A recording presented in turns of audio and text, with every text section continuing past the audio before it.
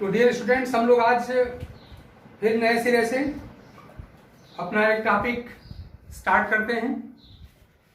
हम लोगों ने पिछले क्लासेज में रेजोनेंस पे बहुत काम किया है और हमने तमाम बातें आपको बताई हैं और उम्मीद है कि आप लोगों ने अच्छा किया होगा उस पर। अब हम लोग कितना पढ़ पाए, कितना समझ पाए, उसकी आज हम ज़रा सा प्रैक्टिस सेशन रखने वाले हैं। और रेजोनेंस पे इतनी ज़्यादा हम जोर इसलिए दे रहे हैं क्योंकि आप जानते हैं कि अपनी केमिस्ट्री, ऑर्गेनिक केमिस्ट्री का जो दो पार्ट होता है, इसमें एक पार्ट होता है एलिफेटिक कंपाउंड, एक होता है एरोमेटिक कंपाउंड। तो इस तरह से एरोमेटिक कंपाउंड में जो बैकबोन है वो आप जानते हैं रेजोनेंस होता है। इतना ही नहीं, एलिफेटिक स्ट्रक्चर में आप जानते हैं हमको रिएक्शन मैकेनिज्म पढ़नी होगी। जब हम कंपटीशन की बात करेंगे तो वहां पर हमको माइनर प्रोडक्ट और मेजर प्रोडक्ट ढूंढना पड़ेगा और उसमें आप जानते हैं कि जो मोर स्टेबल जो ट्रांजिशन स्टेट होती है वही हमको देता है मेजर प्रोडक्ट। तो इसलिए हमको comparative stability of resonating structure ढंग से पता करना चाहिए। तो हमने रूल्स आपको सब बता ही दिए थे। आज हम एक एक करके उसी की प्रैक्टिस करेंगे और हमने प्रयास किया है यहाँ पे कुछ जो हमने स्ट्रक्चर लिखी है, इन स्ट्रक्चर के माध्यम से हम अपने पूरे रेजोनेंस टॉपिक के स्टेबिलिटी को हम रिवाइज कर पाएंगे, या कहिए कि हम सारे रूल्स यहाँ पर देख पाएंगे कि कौन स्ट्रक्चर किस रूल से इस एक्सप्लेन हो पा रही है। तो आप लोगों को उम्मीद है कि सब दिखाई दे रहा होगा बोर्ड पे। हमने हाँ बोलिए,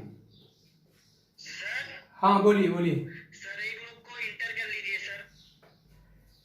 हाँ राजेश, एंटर कर लो भाई। हाँ चलिए भाई। सर राजेश सर चले गए। रेजोनेटिंग स्ट्रक्चर्स हमने यहाँ पे 10-11 क्वेश्चन लिए हैं और अगर आप इनको ढंग से समझ के अगर प्रैक्टिस कर लिया तो आई होप कि किसी भी एग्जाम में आपको इस टॉपिक पे कोई प्रॉब्लम होने वाली नहीं है, चाहे किसी भी लेवल का आपका एग्जाम क्यों ना हो। तो जरा देखिए इसमें हम लोग क्या कर सकते हैं। पहला क्वेश्चन बहुत ईजी है, एकदम सिंपल से लेके हम कॉम्प्लेक्स तरफ गए हैं और लगभग सारे रूल्स को हमने रिवाइज कर दिया है इसमें। तो आप लोगों को दिखाई दे रहा है फर्स्ट क्वेश्चन। ठीक, देखो इसमें आपने दो पार्ट हैं, एक है ए और एक है बी। इस ए और बी में आपको स्टेबिलिटी कंपेयर करनी है। क्वेश्चन नंबर हमारा 1 है, इसमें हमने दो स्ट्रक्चर लिखा है, structure number A and structure number B. जल्दी बोलो ए और बी में कौन ज्यादा स्टेबल होगा और क्यों? फटाफट जाता बोलो, टाइम कम रहता है, क्वेश्चन ज्यादा है। तो चलिए मैं बोल रहा हूं, सुनिए, आप लोग जानते हैं। देखिए आप देख रहे हैं कि यहाँ पर जो स्ट्रक्चर आपकी ये है, इसमें हर एटम का ऑक्टेट कंप्लीट है, साफ साफ दिखाई दे रहा है। और स्ट्रक्चर नंबर बी में आप देख रहे हैं कि इस कार्बन पर प्लस चार्ज है और आप जानते हैं जिस कार्बन पर प्लस चार्ज होता है उसका ऑक्टेट कंप्लीट नहीं होता। इसका मतलब स्ट्रक्चर नंबर बी में इस कार्बन का ऑक्टेट कंप्लीट नहीं है। और हम रूल क्या पढ़े हैं कि जिस स्ट्रक्चर में एटम के ऑक्टेट कंप्लीट होते हैं वो मोर स्टेबल होते हैं than those structure in which atoms are with incomplete octet. तो बी में जो आपका कार्बन है इसका ऑक्टेट कंप्लीट नहीं है, इसलिए आपका बी हो गया लेस स्टेबल और ए हो गया मोर स्टेबल। तो आपका एक रूल आपका रिवाइज हो गया। रूल क्या था कि जिस स्ट्रक्चर के एटम के ऑक्टेट कंप्लीट होते हैं वो स्ट्रक्चर मोर स्टेबल होती है कंपैरिजन में उस स्ट्रक्चर के जिसके एटम के ऑक्टेट पूरे नहीं होते। तो हमारा आंसर यहाँ क्या मिल जाएगा? तो हमको देखिए यहाँ पर आंसर ये मिल रहा है, यहाँ पर आंसर में लिख रहा हूं ब्लैक से कि A is more stable then B। ये इसका आंसर हुआ क्वेश्चन नंबर 1 का। आप रूल देखते रहिए। क्वेश्चन नंबर 2 पे आइए फटाफट जल्दी से। यहाँ तो आपको साफ साफ दिख ही रहा है, बोलो भाई। और B है, दो स्ट्रक्चर है A एंड B। हाँ जरा फट से बोलो तो कौन होना चाहिए? तो इसमें जरा हमको बताना कौन सा होगा और कौन रूल गवर्न। हमको रीजन भी चाहिए भाई कि अगर A मोर स्टेबल है तो Y and B is more stable than Y. Rule साफ साफ दिख रहा है आप लोगों को। देखिए यहाँ पे कहीं कोई कार्बन पे प्लस चार्ज है नहीं, वैसे भी आप देख रहे हैं कि यहाँ पे चार्ज स्ट्रक्चर्स हैं, यहाँ पे कोई चार्ज नहीं है। और हम लोग पढ़े भी हैं कि neutral structures are more stable than charge structure, ये भी हम पढ़े हैं। फिर हम चाहें तो आप देख सकते हैं हम लोग पाई बांड की तभी अंतर दिखाई दे रहा है। यहाँ पाई बांड देखिए 2 है और यहाँ पे खाली 1 है, इस रूल से भी काम चल जाएगा। और तीसरा जो सबसे इंपॉर्टेंट रूल है ऑक्टेट रूल। आप जानते हैं कि सबके ऊपर भारी होता है ऑक्टेट रूल। तो आप देख रहे हैं कि इस कार्बन पे हो गया प्लस चार्ज जिसे यहाँ पर ऑक्टेट कंप्लीट है नहीं, और यहाँ देख रहे हैं सबका ऑक्टेट कंप्लीट है। तो 3 रूल इसको गवर्न कर रहे हैं, साफ साफ देखते रहो। रूल नंबर 1 क्या है कि structure number A is more stable because of 3 reasons. Structure number A is more stable because of 3 reason. Reason number 1, structure number A is neutral while structure number B is charged. Second reason, structure number A has 2 pi bonds, while structure number B has only 1 pi bond. And third and most important reason behind the more stable nature of reducing structure A is that all the atoms of structure number A have their complete octet except hydrogen, while in structure number B this carbon has incomplete octet. तो इस तरह से आप कह सकते हैं कि यहाँ पे हमारा यहाँ आंसर हमारा वही होगा कि A will be more stable than B. तीनों रीजन याद रखना, रूल पे ज्यादा फोकस करना. क्लियर? चलो अब आते हैं स्ट्रक्चर नंबर 3 पर. आइए 3 में भी आपको साफ साफ दिख रहा है ऊपर वाला रीजन है. असल में मैं ऑक्टेट पे बार बार जोर इसलिए दे रहा हूं, ज्यादा प्रैक्टिस करो, ताकि बहुत ज्यादा इंपॉर्टेंट रूल है, आप जानते हैं. यहां पे साफ साफ दिखाई पड़ रहा है. स्ट्रक्चर नंबर ए में देखिए, स्ट्रक्चर नंबर ए में आप देख रहे हैं कि यहां पर भी एक तो हम देख सकते हैं कि हम पाई बॉन्ड गिन सकते हैं, कोवेलेंट बॉन्ड गिन सकते हैं. स्ट्रक्चर नंबर ए में अधिक है, बी में कम है. और दूसरा एक और रीजन है कि यहाँ पर सबका ए में सबका ऑक्टेट कंप्लीट है और बी में आप देख रहे हैं कि ऑक्टेट कंप्लीट नहीं है. तो यहाँ पर आपका same answer, same reason, same answer. Again structure number A will be more stable than structure number B. Reason में फोकस करना. बी में इस कार्बन पे प्लस चार्ज है, ऑक्टेट पूरा नहीं है, तो इस तरह से बी आपका हो जाएगा लेस स्टेबल और आपका ए हो जाएगा मोर stable because of 2 reasons. First is structure number A has greater number of pi bonds than structure number B, and similarly all the atoms in structure number A have their complete octet while the carbon in structure number B has its incomplete octet. और इन दोनों reason से आप कह सकते हैं structure number A is more stable than structure number B. ठीक है, चलो फोर्थ पे आओ. कभी आप लोग सुनो और देख पा रहे हो ना? तो स्ट्रक्चर नंबर 4 पे आओ, फट से जल्दी बताओ 4 पे क्या होगा और क्यों होगा. अगेन सेम रीजन दिख रहा है ना. स्ट्रक्चर नंबर ए में just count the number of pi bond 1 और बी में देख रहे हैं कोई पाई बॉन्ड यहां पर है नहीं, तो इससे भी दिखाई पड़ रहा है. मतलब जो रूल ऊपर है वही यहां भी दिखाई पड़ रहा है, खाली बस हमने एग्जांपल बदल दिया है. और फिर देख रहे हैं यहां पर सबका ऑक्टेट कंप्लीट है ए में, बी में ऑक्टेट कंप्लीट है नहीं, तो यहां भी हम सेम आंसर देंगे, A will be more stable than B. सब वही रिपीट हो रहा है, खाली एग्जांपल बदल बदल के देखे हैं. हाँ, स्ट्रक्चर में यानी क्वेश्चन नंबर 5 में जरा आओ, यहां बात थोड़ी सी मैंने बदली है, रूल बदला है. देखो यहां क्या दिखाई दे रहा है.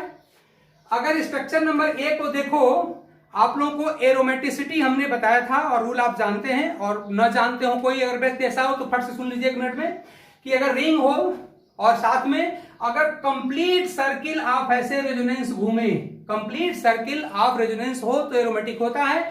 आप देख रहे हैं कि यहां पर आपका कंप्लीट सर्किल ऑफ रेजोनेंस, तो यहां पर क्या घूम रहा है? नहीं घूम रहा है. प्लस आप अगर हकल्स रूल अप्लाई करेंगे तो भी यहां पर देख रहे हैं कि यहां पे 4n+2 पाई इलेक्ट्रॉन नहीं है. तो इतनी बात आप लोग जानते हैं, मैं मान के चल रहा हूं. बाकी अगले क्लास में हम अलग से एरोमेटिक, एंटी एरोमेटिक और नॉन एरोमेटिक की बात हम लोग अलग से कर लेंगे. प्रेजेंट टाइम में इतनी बेसिक बात आप सब जानते हैं कि आपका स्ट्रक्चर नंबर ए और बी में से स्ट्रक्चर नंबर ए क्या है? एरोमेटिक नहीं है. ध्यान दो, आप देख रहे हैं कि हकल्स रूल यहां पर फॉलो नहीं हो पा रहा है. और बी में देख रहे हैं कि कंप्लीट बेंजीन रिंग दिखाई दे रही है, यानी कि बी स्ट्रक्चर कैसी है? एरोमेटिक है, और ये स्ट्रक्चर आपकी एरोमेटिक नहीं है. तो अगर ऐसी 2 रेजोनेटिंग स्ट्रक्चर लिखी गई हो जिसमें से एक हो नॉन एरोमेटिक और एक हो आपकी एरोमेटिक, तो हम जानते हैं aromatic structures are more stable. तो इस कंडीशन में क्या हो जाएगा? अपने इसमें आंसर में हम क्या लिखेंगे यहां पर देखिए कि ए के कंपेरिजन में बी अधिक स्टेबल है. रीजन क्या है? A is not aromatic while B is aromatic.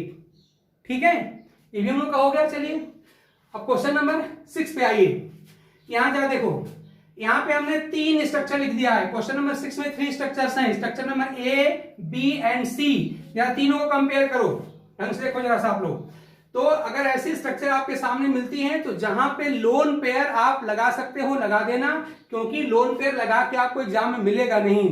चलो मैं लोन पेयर यहां लगा देता हूं. आप जानते हैं कि ट्राईवैलेंट कंडीशन में n के पास 1 लोन पेयर होता है और बाईवैलेंट कंडीशन में O के पास आप जानते हैं 2 लोन पेयर्स होते हैं. तो इसको हम लोग लगा लेंगे एग्जाम में, हालांकि लगा के आपको नहीं मिलेगा, तो लोन पेयर अपना खुद अपने मन से ड्रा कर दीजिएगा. अब देखिएगा सर, इसमें साफ साफ दिखाई दे रहा है स्ट्रक्चर नंबर 1 के बारे में कि यहाँ पे कार्बन आप देख रहे हैं, कार्बन पे प्लस चार्ज है, and because of this positive charge over carbon this structure is less stable because carbon has its incomplete octet. तो स्ट्रक्चर नंबर ए में आप देख रहे हैं कार्बन का ऑक्टेट कंप्लीट नहीं है. यहां से एक हमको क्लू मिला, ध्यान दीजिए, जिस पर प्लस चार्ज है कार्बन पर इसका ऑक्टेट पूरा नहीं है.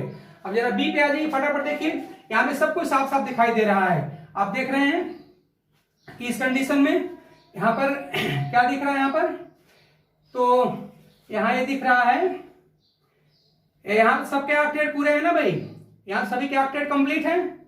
देखिए असल में जरा से एक बात और ध्यान दो तो और अच्छी बात होगी कि इस स्ट्रक्चर को देख के हम स्ट्रक्चर कैसे बना सकते हैं। तो इसमें आपको एक बात बहुत साफ साफ दिख सकता है अगर आप ध्यान दो तो, वो बात ये है कि जैसे मान लीजिए इसको देखिए तो एक बात दिख रहा है कि यहाँ पे कहीं कोई चार्ज वगैरह है नहीं, यानी कि सबका ऑक्टेट पूरा यहाँ पर है, यहाँ पर सभी का ऑक्टेट पूरा है, कहीं कोई यहाँ पर इनकम्प्लीट ऑक्टेट नहीं है। हाँ एक बात यहाँ पे आप जरूर देख सकते हैं कि यहाँ पे नाइट्रोजन की वैलेंसी 4 हो गई है, और जब n की वैलेंसी 4 होती है तो आप जानते हैं n पे आता है कौन सा, प्लस चार्ज, ठीक है ना, यहाँ पर प्लस चार्ज होगा जो छूट गया था।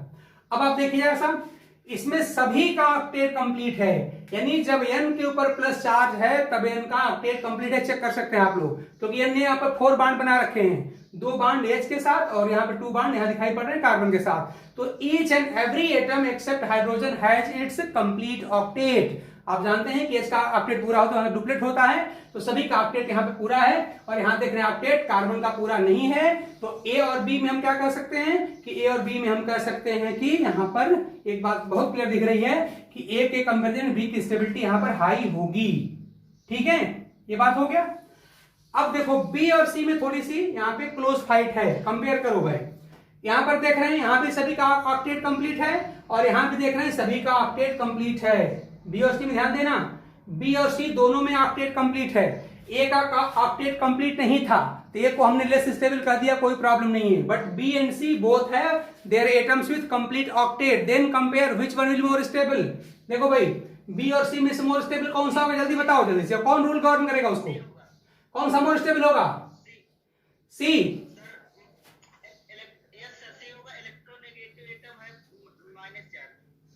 एक बार ध्यान देना, यहाँ माइनस चार्ज नहीं है, प्लस चार्ज है भाई, ढंग देखना है, ये प्लस चार्ज है, इस ओ पर माइनस नहीं प्लस चार्ज है, बी मोर स्टेबल होगा ना।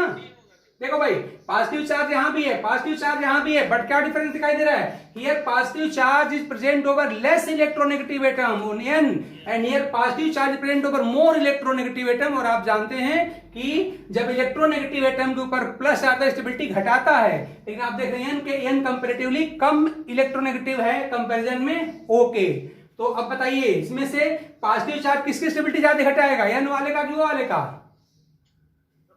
ओ वाले का, यहाँ पे ज्यादा घटा देगा ना, क्योंकि ओ आप जानते हैं second most electronegative element of the periodic table है, हम सब लोग जानते हैं। इसका मतलब हमारा आंसर यहाँ क्या हो जाना चाहिए, बताइए सबसे अधिक स्टेबल कौन सा होगा, फर्स्ट बोलो जल्दी से, मोस्ट स्टेबल कौन होगा जल्दी बताओ, कौन सा, बी ना, बी, इसके बाद कौन सा हो जाएगा, बी के बाद सी, यही ना, और सबसे कम हो जाएगा ए सबसे कम क्यों होगा भाई, ऑक्टेट इसका कंप्लीट नहीं है, वेरी गुड। यहां तक हमारा ख्याल है किसी को डाउट होना नहीं चाहिए, ठीक है। चलिए क्वेश्चन नंबर 7 पे आ जाइए आप, 7 पे 2 स्ट्रक्चर्स हैं, ध्यान देना। 7 बहुत अच्छा क्वेश्चन है, ये आपके आईटी का पूछा गया क्वेश्चन है, आईटी मेन शायद 17 का है, देखना चेक करना आप है ये स्ट्रक्चर। 7th में ए और बी 2 पार्ट हैं, बहुत ही यहाँ देखो बहुत अच्छा क्वेश्चन है ये, इसको ढंग से ध्यान देना, सब कुछ सिमिलर दिखाई दे रहा है, सब कुछ सिमिलर। कार्बन यहाँ भी प्लस और माइनस वाला है, यहाँ भी कार्बन प्लस और माइनस वाला है, यहाँ भी NH2 है, यहाँ भी NH2, सब सेम दिखाई दे रहा है, सब सेम दिखाई दे रहा है, थोड़ा सा एक अंतर छोटा सा है। देखो भाई आप जरा ये देखो, यहाँ पे NH2 के साथ, NH2 आप जानते हैं कौन सा ग्रुप होता है, प्लस आई कि माइनस आई, जल्दी बोलो फट से, NH2 कैसा ग्रुप है, माइनस आई ना, क्यों माइनस आई, आप जानते हैं nitrogen is more electronegative than carbon, therefore NH2 is minus I, ध्यान देना ये माइनस आई ग्रुप है, माइनस आई ग्रुप है। अब देखो जैसा सब सेम दिखाई दे रहा है, अंतर क्या है कि यहाँ पे पॉजिटिवली चार्ज कार्बन के साथ यहाँ पे NH2 लगा हुआ है, और यहाँ पे निगेटिवली चार्ज कार्बन के साथ NH2 लगा हुआ है, यही बस डिफरेंस है, ध्यान देना। यहाँ पॉजिटिवली चार्ज कार्बन के साथ N लगा है और यहाँ निगेटिवली चार्ज कार्बन के साथ N लगा है, यही डिफरेंस है, और यही हमको क्लू देगा, यही हमको आंसर बताएगा। अब जरा सोचो, हम एक बात हम सब लोग जानते हैं, एक तो हम लोग रूल भी जानते हैं, अगर दोनों की नेचर सेम हो गई तो स्टेबिलिटी आप जानते हैं बढ़ती है, और कम होने पर स्टेबिलिटी आप जानते हैं घटती है, यही होता है ना। तो आप जानते हैं ये भी है। और साइंस इसके पीछे क्या आप जानते हैं कि जब हम किसी चार्ज स्ट्रक्चर को देखते हैं तो अगर चार्ज की डेंसिटी अगर घटेगी तो स्टेबिलिटी बढ़ेगी। क्यों, यही पढ़े ना, चार्ज की स्टेबिलिटी, चार्ज की डेंसिटी घटेगी तो स्टेबिलिटी बढ़ती है। और आप जानते हैं अगर चार्ज डेंसिटी अगर बढ़ती है तो स्टेबिलिटी घटती है। यानी हम लोग यहां से कंक्लूजन ड्रा कर सकते हैं कि charge density of any structure is inversely related to stability. ये हम कह सकते हैं। मैं फिर रिपीट करूं कि charge density is inversely related to stability. अब बताओ NH2 इस स्ट्रक्चर नंबर ए में कार्बन पे पॉजिटिव चार्ज का अमाउंट घटाएगा कि बढ़ाएगा? जल्दी बोल फट से। NH2 क्या करेगा? यहां पर इलेक्ट्रॉन ऐसे पुल करेगा ना इधर से, तो यहां पे चार्ज डेंसिटी क्या हो जाएगी? घटेगी बढ़ेगी? भाई जल्दी बोलो फट से। NH2 इलेक्ट्रॉन पुल करेगा तो इस कार्बन पर प्लस का अमाउंट क्या होगा? बढ़ेगा ना, बढ़ेगा भाई। अरे भाई जब इलेक्ट्रॉन ये निकालेगा तो प्लस का अमाउंट तो बढ़ेगा ना। आप लोग कंफ्यूज मत करो भाई। ये आपका NH2 कैसा ग्रुप है? माइनस आई ग्रुप है। ध्यान दीजिए, मैं यहाँ पे फिर ढंग से लिख रहा हूं। ये आपका माइनस आई ग्रुप है, माइनस आई ग्रुप है NH2। इलेक्ट्रॉन पुल करेगा away from this positively charge carbon. और जब इलेक्ट्रॉन खींचेगा तो इलेक्ट्रॉन मतलब माइनस चार्ज हटेगा, और जब माइनस हटेगा तो प्लस का अमाउंट क्या होगा? बढ़ेगा ना। इसका मतलब कि कार्बन पे पॉजिटिव चार्ज डेंसिटी क्या होगी? बढ़ेगी। और जब कार्बन पे पॉजिटिव चार्ज डेंसिटी बढ़ेगी तो स्टेबिलिटी क्या होगी? घटेगी ना। क्यों घटेगी? ध्यान देना। यानी यहां स्टेबिलिटी ध्यान तो घट रही है। पॉजिटिव चार्ज डेंसिटी बढ़ने के साथ स्टेबिलिटी यहां पे देखो मैंने नीचे लगाया, मतलब घट रही है। अब जरा यहां पे आ जाओ, यहां क्या हाल दिखाई दे रहा है? यहां देखिए, ये अगेन इसके पास माइनस आई इफेक्ट है। और ये क्या करेगा? अगेन यहां से इलेक्ट्रॉन अपनी तरफ पुल करेगा। और जब इलेक्ट्रॉन पुल करेगा तो इलेक्ट्रॉनिक डेंसिटी मतलब माइनस चार्ज की डेंसिटी यहां पे क्या होगी? घटेगी ना। क्यों? जब चार्ज डेंसिटी घटेगी, ध्यान देना, यहां पे चार्ज डेंसिटी क्या हो रही है? घट रही है। और जब चार्ज डेंसिटी घटेगी स्टेबिलिटी क्या होगी? बढ़ेगी। इसी फोकस करना। चार्ज डेंसिटी देखो, चार्ज डेंसिटी से NH2 के नाते घट रही है कि बढ़ रही है? तो बड़ी सिंपल सी बात आपको दिखाई दे रही है कि यहाँ पे NH2 आप जानते हैं माइनस आई ग्रुप होता है। ये क्या करेगा? जब इलेक्ट्रॉन पुल करेगा CN बॉन्ड का तो कार्बन पे पॉजिटिव चार्ज की डेंसिटी बढ़ेगी। जब माइनस निकलेगा तो प्लस आप जानते हैं बढ़ेगा। यानी पॉजिटिव चार्ज की डेंसिटी आप कह सकते हैं, थोड़ा ऊपर जीरो लगा दूं, ये पॉजिटिव डेंसिटी यहाँ पर बढ़ेगी। और जब पॉजिटिव चार्ज डेंसिटी बढ़ेगी तो स्टेबिलिटी क्या होती है? घटती है। क्योंकि आप जानते हैं चार्ज डेंसिटी का स्टेबिलिटी से होता है इनवर्स रिलेशन। मैं थोड़ा हिंट कर दूं, स्टेबिलिटी लिख दिया, स्टेबिलिटी यहाँ पे घटेगी। इसी बात को यहां जरा देखिए, NH2 के पास अगेन माइनस आई इफेक्ट है। अगेन इस CN बॉन्ड का इलेक्ट्रॉन पुल करेगा अपनी तरफ NH2। और जब ये इलेक्ट्रॉन पुल करेगा, जब इलेक्ट्रॉन हटेंगे तो इलेक्ट्रॉन हटने से माइनस यानी इलेक्ट्रॉनिक डेंसिटी क्या होगी? घटेगी। तो आप देख रहे हैं कि यहाँ पे इलेक्ट्रॉनिक डेंसिटी यहाँ क्या हो रही है? घट रही है। तो स्टेबिलिटी क्या हो रही? बढ़ रही है। स्टेबिलिटी यहाँ पे बढ़ रही है। तब बताओ A और B में कौन स्टेबल ज्यादा होगा? A और B में B ज्यादा स्टेबल होगा ना। रीजन क्लियर होना चाहिए, ध्यान देना भाई। ये बड़ी अच्छी, बहुत अच्छा क्वेश्चन है, स्ट्रक्चर अच्छी है। बस खाली अंतर इतना सा है कि यहाँ पे C+ के साथ NH2 लगा हुआ है और यहाँ C- के साथ NH2 लगा हुआ है। तो इस तरह से हम कह सकते हैं कि in this question structure number B will be more stable than structure number A। Doubt है बोलो, फिर दोबारा देखा जाए। जल्दी बोलो। क्वेश्चन नंबर 7 में कोई डाउट है किसी को? हो जाएगा? ठीक है, चलिए क्वेश्चन नंबर 8 पर आइए। क्वेश्चन नंबर 8 भी आपको एक नया रूल बताता है। देखो जरा सा, देखो एक रूल जरा सुन लो। अगर मान लो कि मोर देन वन कोई स्ट्रक्चर लिखी गई हो और एरोमेटिक स्ट्रक्चर हो, तो आपने एक रूल अभी पढ़ा था कि अगर एक स्ट्रक्चर नॉन एरोमेटिक हो और एक स्ट्रक्चर एरोमेटिक हो तो एरोमेटिक स्ट्रक्चर मोर स्टेबल होती है। लेकिन यहां जो दिखाई दे रहा है दोनों ही स्ट्रक्चर आपके सामने क्या है? ये दोनों ही एरोमेटिक हैं। तो जब गिवन ऑल द स्ट्रक्चर जब एरोमेटिक हो तब देखना जरा सा, मैं एक बात कह रहा हूं, मेरी बात ढंग से जरा सुनो आप लोग। अगर आपको यहां पर दिख रहा हो, याद करिए बेंजीन की स्ट्रक्चर हम लोग पढ़ रहे थे तो हम लोगों ने एक वर्ड यूज किया था केकुले स्ट्रक्चर। याद आ रहा है ना? यही तो केकुले स्ट्रक्चर है। एक बार हम बाण घुमाते हैं क्लॉक में, एक बार बाण घुमाते हैं एंटी क्लॉक में। तो एक रूल आप याद कर लो कि अगर 2 और मोर देन 2 एरोमेटिक स्ट्रक्चर दी गई हों, मतलब जितनी भी स्ट्रक्चर दी गई हों और सारी ही एरोमेटिक हैं, तो हमें क्या देखना है कि structure with greater number of Kekule ring, याद रखिए मैं बोल रहा हूं structure with greater number of Kekule benzene ring will be more stable then other aromatic structure. मैं बोल रहा हूं कि वो एरोमेटिक स्ट्रक्चर जिसमें केकुले रिंग की संख्या अधिक होगी वो अधिक स्टेबल होती है कंपैरिजन में उस एरोमेटिक कंपाउंड के जिसमें केकुले रिंग स्ट्रक्चर की संख्या कम होती है। मतलब केकुले रिंग स्ट्रक्चर अगर अधिक तो स्टेबिलिटी हाई और केकुले रिंग स्ट्रक्चर अगर कम तो स्टेबिलिटी लो, ये बात होती है। अब देखो जरा सा स्ट्रक्चर नंबर ए में देखो तो अब देखो जरा सा ये आप जानते हैं आपका सिंपली क्या नेफ्थलीन है, सबको पता है। तो आप देख रहे हैं कि ये जो आपके ये जो बेंजीन रिंग दिखाई पड़ रही है, देखिए ये double bond single double single double सब दिखाई पड़ रहा है। तो यहाँ पर तो आप देख रहे हैं पूरी रिंग यहाँ कंप्लीट दिखाई दे रही है, ठीक है ना, ये स्ट्रक्चर कंप्लीट, यानी कि यहाँ पर एक बेंजीन रिंग दिखाई दे रही है, लेकिन ए वाली रिंग आप देख रहे हैं कंप्लीट बेंजीन रिंग नहीं दिख रही है वाली, ध्यान दीजिए। तो अगर मैं थोड़ा इसको अलग से दिखाऊं तो अगर मैं इसको बेंजीन रिंग नंबर ए में लिख दूं और इसको बी लिख दूं, आप देख रहे हैं कि ए तो कंप्लीट केकुले स्ट्रक्चर है बट बी यहाँ पर कंप्लीट केकुले स्ट्रक्चर नहीं है, क्योंकि यहाँ पर देखिए यहाँ पर ये डबल बॉन्ड दिखाई नहीं दे रहा है। हालांकि कंपाउंड आपका 4n+2 रूल फॉलो करता है, ये सारे स्ट्रक्चर फॉलो करता है, रोमेटिक है, सब ठीक है, बट अगर मैं केकुले रिंग स्ट्रक्चर अगर गिनूं तो खाली रिंग नंबर ए हमारी केकुले स्ट्रक्चर होगी, बी हमारी केकुले स्ट्रक्चर नहीं है। तो मैं कह सकता हूं कि स्ट्रक्चर नंबर ए में खाली एक ही केकुले स्ट्रक्चर है। ध्यान दीजिए स्ट्रक्चर नंबर ए में क्या दिखाई पड़ रहा है, ओनली वन केकुले स्ट्रक्चर या केकुले रिंग खाली बस यहाँ पर एक ही है।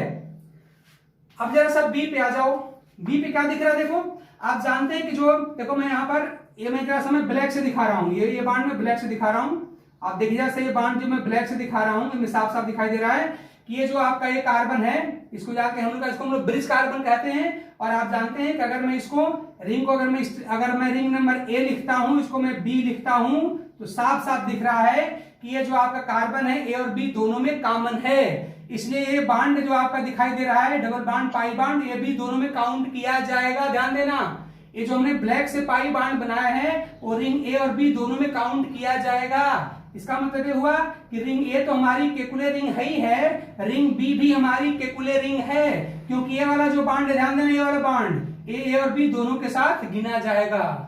ठीक है, कोई डाउट तो किसी को नहीं अब तो ध्यान देना इसमें कितने केकुले रिंग है, 2 हो गई ना, इसमें केकुले रिंग 2 हो गई, तो इसमें आप कह सकते हैं बी में क्या है, यहाँ पे 2 केकुले रिंग स्ट्रक्चर हैं। और हमने अभी रूल क्या बताया आपको कि aromatic compound with greater number of Kekule ring are more stable. तो हम कह सकते हैं कि because of greater number of Kekule ring structure number B will be more stable than structure number A. तो हम कह सकते हैं यहाँ पर ए से अधिक स्टेबल कौन है, बी है। तो खाली आंसर मत रटना, रीजन जानने की कोशिश करो कि अगर बोर्ड में बी मोर स्टेबल है तो क्यों, वो इसलिए क्योंकि बी के पास 2 केकुले स्ट्रक्चर हैं जबकि ए के पास खाली एक ही केकुले स्ट्रक्चर है। ठीक, आगे बढ़े, चलो क्वेश्चन नंबर 9। क्वेश्चन नंबर 9 देखो जा, तो पहले बात याद करो कि हो सकता है कि तुमको स्ट्रक्चर लिख के ना दी जाए, हो सकता है इसका नाम दे दिया जाए एग्जाम में, तो मैं फटाफट में नाम लिख देता हूं। ध्यान दीजिए ये आपका बेंजीन है, सब लोग जानते हैं, इसका नाम क्या है, इसका नाम है थायोफीन, ये थायोफीन है, ये है थायोफीन। इसका नाम है जिसमें वो रहता है, इसका नाम है फ्यूरान, और इसमें इसका नाम है पाइरॉल, और ये बेंजीन है, सब लोग जानते हैं। तो हो सकता है स्ट्रक्चर ना देके इसका नाम ही दे दें।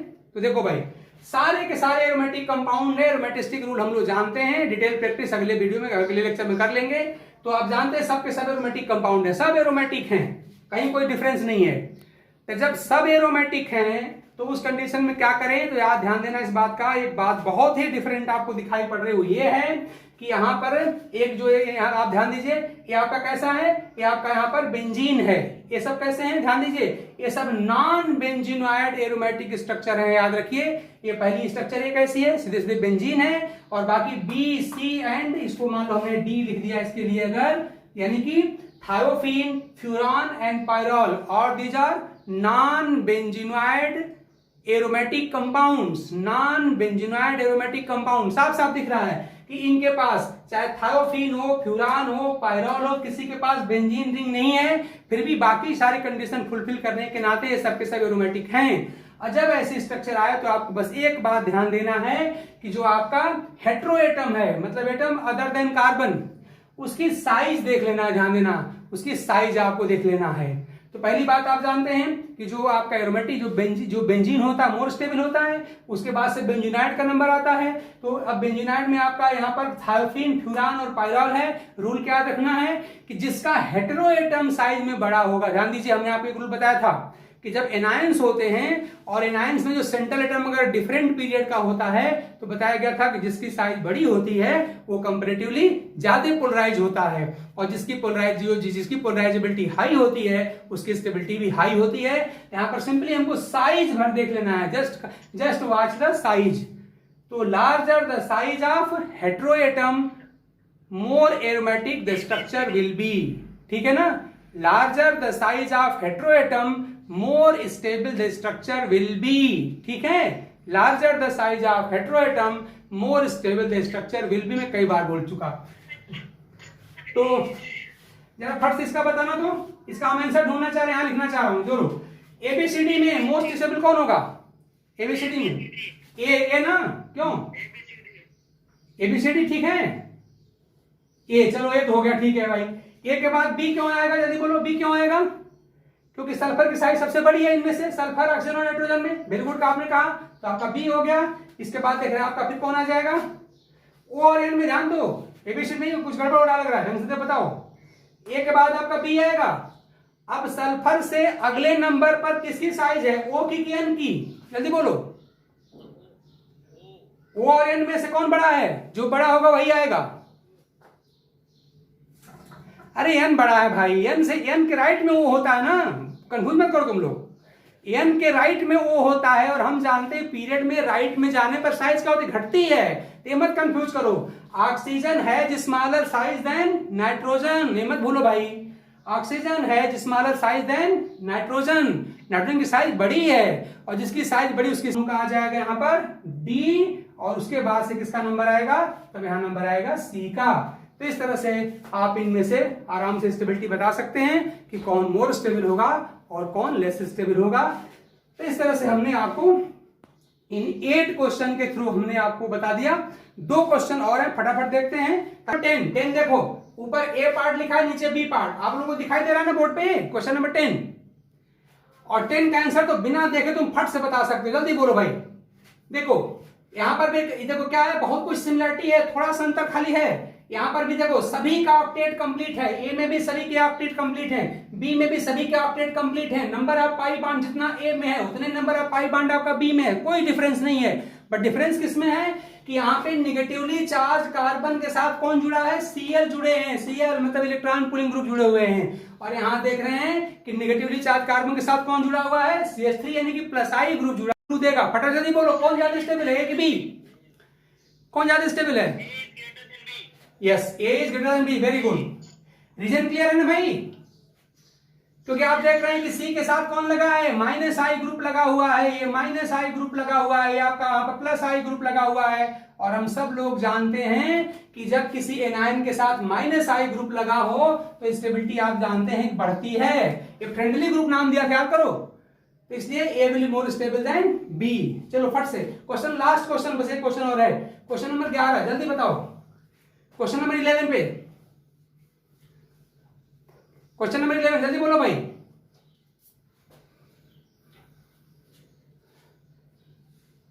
माइनस चार्ज किसके ऊपर है? सी के ऊपर।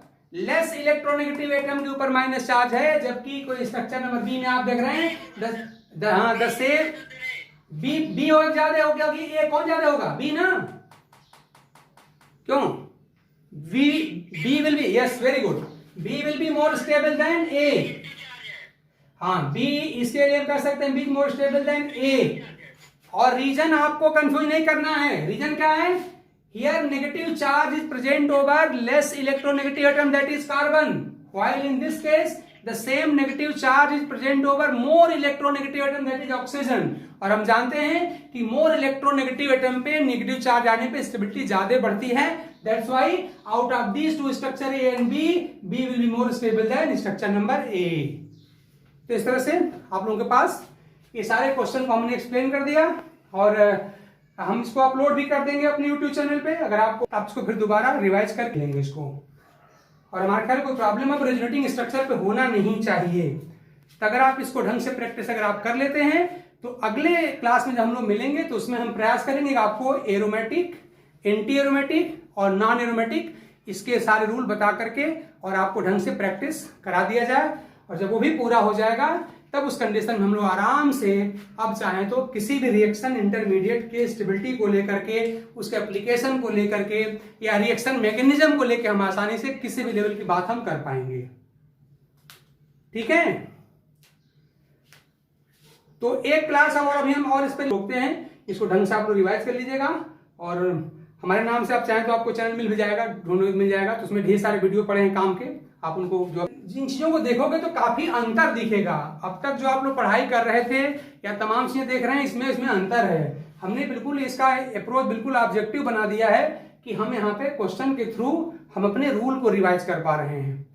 तो ये बड़ा इंपॉर्टेंट होता है। खाली थ्योरी पढ़ने से बात नहीं बनेगी, हमें क्वेश्चन पे जाना पड़ेगा कि हमने जो रूल पढ़ा उससे हमारा क्वेश्चन सॉल्व हुआ कि नहीं हुआ। खाली थ्योरी पढ़नी हो, बोर्ड पढ़ना हो तब इतना मरने की कोई जरूरत थोड़े नहीं, वहां तो बहुत आसानी से सारा काम हो जाता है। तो आई होप कि आपको ये वीडियो समझ में आ गई होगी, लेक्चर समझ में आ गया होगा। और फिर बाकी आगे बातें हम लोग अगले क्लास में करेंगे। तब तक के लिए थैंक यू।